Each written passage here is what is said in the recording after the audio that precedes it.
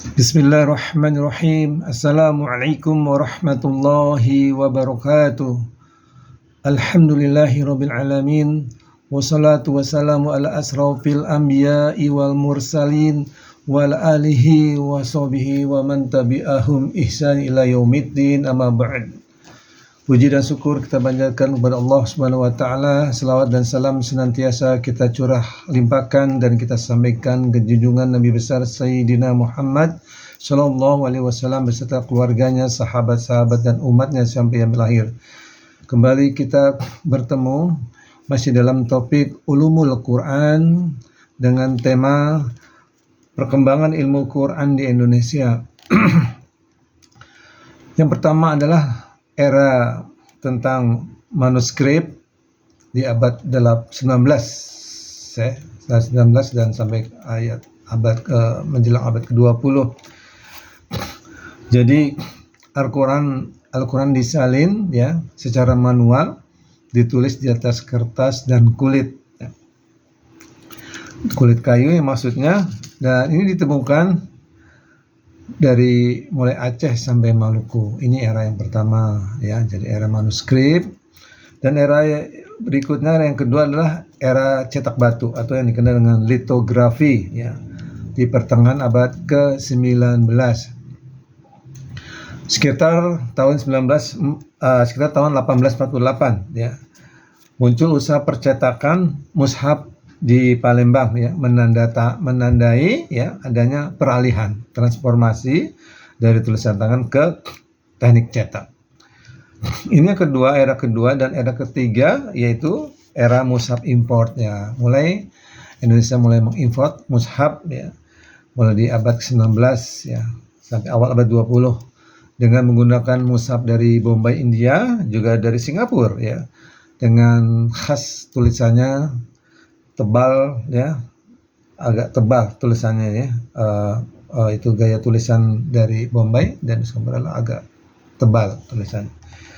Dan era berikutnya adalah percetakan lokal modern di awal abad ke-20 ya. Sudah mulai muncul percetakan lokal yang didirikan oleh para tokoh ya, seperti Abdullah Afif dari Cirebon, Salim Nababan dari Surabaya, dan Matba'ah Islamiyah dari Bukit Tinggi. Dan era berikutnya adalah Mushaf Standar Indonesia atau MSI ya. Jadi Indonesia di pertengahan abad 20 sudah membentuk lembaga Mushaf Standar Indonesia atau MSI dalam rangka untuk menetapkan standar penulisan ya, untuk menjaga keseragaman. Sebenarnya ini mengacu juga pada standar cetakan di tahun 60-an ya. Jadi sudah mulai mempunyai lembaga mushaf standar Indonesia pada pertengahan abad 20. Dan berikutnya adalah era digital, era yang sekarang. Saat ini Al-Quran di Indonesia telah bertransformasi menjadi aplikasi digital dan mushaf elektronik ya. Itulah perkembangan Al-Quran di Indonesia. Dan ada pun perkembangan ilmu qiraatnya sendiri ya, cara membacanya ya. Di Indonesia ilmu qiraat ya, yang pertama tentang studi qiraat sabha yaitu 7, ada juga yang asroh yang 10, tapi yang lebih populer sab'ah ya. Sab'ah ini mulai diperkenalkan di Indonesia ya oleh Kiai Haji Munawir dari Krapyak, Yogyakarta pada tahun 1911. Setelah yang lebih dikenalnya Mbah Munawir ya. Dan setelah Mbah Munawir itu belajar di Mekah ya, dan beliau punya murid Arwani ya, Mbah Arwani dari Kudus, dan ini murid yang paling disayang ya, oleh Mbah Munawir ya. Ini perkembangan qiraat Indonesia, dan tentu didominasi oleh riwayat Hasim oleh qiraat Hasim, riwayat Habs ya. Nah, ini sejak awal abad 20 ya sangat mendominasi qiraat Hasim, riwayat Habs.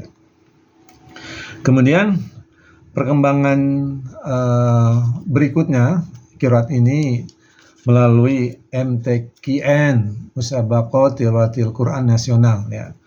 Nah, dari sinilah semakin diminati dan dipelajari lebih luas ya sejak di lombanya qiraat ya pada MTQN, Musabaqah Tilawatil Quran Nasional. Kemudian berikutnya adalah adanya pesantren-pesantren khusus untuk Al-Quran dengan pengajaran qiraat ya, tentu dimulainya ada di Krapiak, Yogyakarta, di mana tempat tinggalnya Mbah Munawir ya. Juga di Tumanggung juga ada ya. Jadi begitulah perkembangan ilmu qiraat yang ada di Indonesia ya. Dan sekarang alhamdulillah ya sudah banyak menyebar ya orang-orang tahfiz Quran, juga cara membaca dengan qiraat ya, ini semata-mata jasa Mbah Munawir dari Yogyakarta, daerah Krapiak ya. Wallahu a'lam bishawab. Sampai ketemu kembali di episode yang berikutnya. Barakallahu fiikum.